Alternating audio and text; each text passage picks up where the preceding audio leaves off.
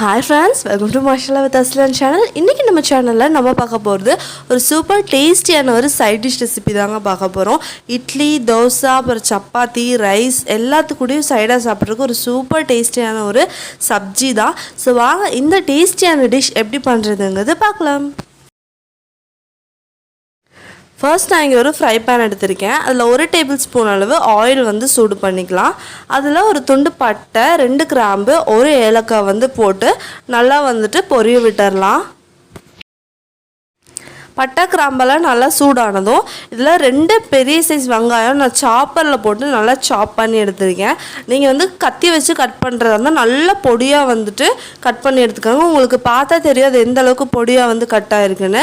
இந்த அளவுக்கு பொடியாக கட் பண்ணி நம்ம ஆட் பண்ணி நல்லா சாட்டே பண்ணிக்கலாம். இது நல்லா கோல்டன் ப்ரௌன் ஆகிற வரைக்கும் நம்ம வணக்கிக்கலாம். நல்லா கோல்டன் ப்ரௌன் ஆனதும் மீடியம் சைஸ் தக்காளி 2 நான் எடுத்திருக்கேன். அதை வந்து குட்டி குட்டியாக கட் பண்ணி அதுவும் ஆட் பண்ணிக்கலாம். 1 டேபிள் ஸ்பூன் அளவு தட்டுன இஞ்சி பூண்டு விழுதும் வந்து ஆட் பண்ணிவிட்டு இதை நல்லா வந்து நம்ம வணக்கி விட்டுடலாம்.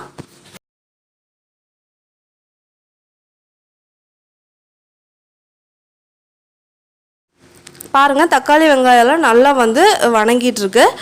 இந்த மாதிரி வணங்கின அப்புறமா இதில் நம்ம மசாலாலாம் வந்து ஆட் பண்ண ஆரம்பிச்சுக்கலாம். ஃபஸ்ட்டு 1 டீஸ்பூன் அளவு மிளகாய் தூள் வந்து நான் ஆட் பண்ணுறேன். நான் காஷ்மீரி சில்லி பவுடர் ஆட் பண்ணுறேன்.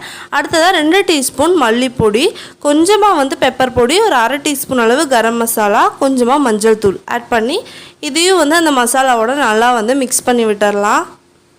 இந்த மசாலாலாம் சேர்த்த அப்புறமா இதோட பச்சை மணம் மாறுற வரைக்கும் நம்ம ஒரு 5லேருந்து 6 நிமிஷம் இதை நல்லா வந்து வணக்கி விட்டுட்டே இருக்கலாம். நல்லா இதோட பச்சை மணம்லாம் போகிற வரைக்கும் நல்லா வணக்கிக்கலாம்.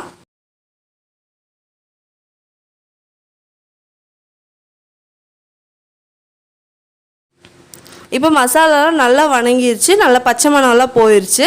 இந்த ஸ்டேஜில் இதில் 1 கப் அளவு நான் தண்ணி வந்து ஆட் பண்ணிக்கிறேன். தண்ணி ஆட் பண்ணி அதை நல்லா வந்து மிக்ஸ் பண்ணி விட்டுருங்க.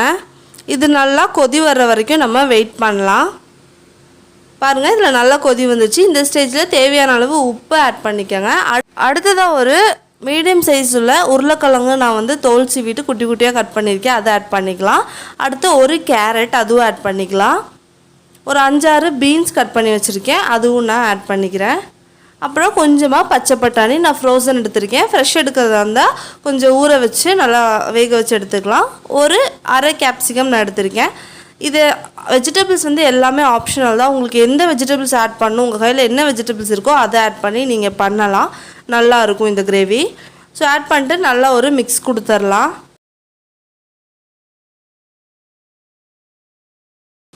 இப்போ இதை நம்ம ஒரு 10 நிமிஷம் வரைக்கும் நல்லா க்ளோஸ் பண்ணி குக் பண்ணலாம். அந்த வெஜிடபிள்ஸ் நம்ம போட்டதெல்லாம் நல்லா வந்து வேகட்டும்.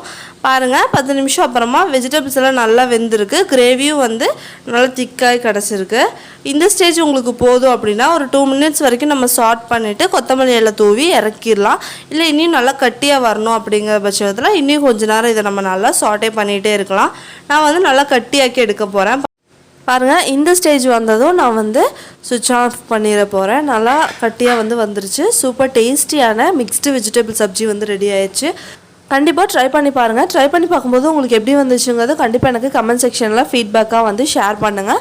இந்த வீடியோ பிடிச்சிருந்தா கண்டிப்பாக நம்ம சேனலுக்கு லைக் பண்ணுங்கள், ஷேர் பண்ணுங்கள், சப்ஸ்கிரைப் பண்ணுங்கள். இன்னொரு சூப்பரான ரெசிபி வீடியோவோட உங்களை வந்து நான் மீட் பண்ணுறேன். Until then, take care. Bye bye. Thank you.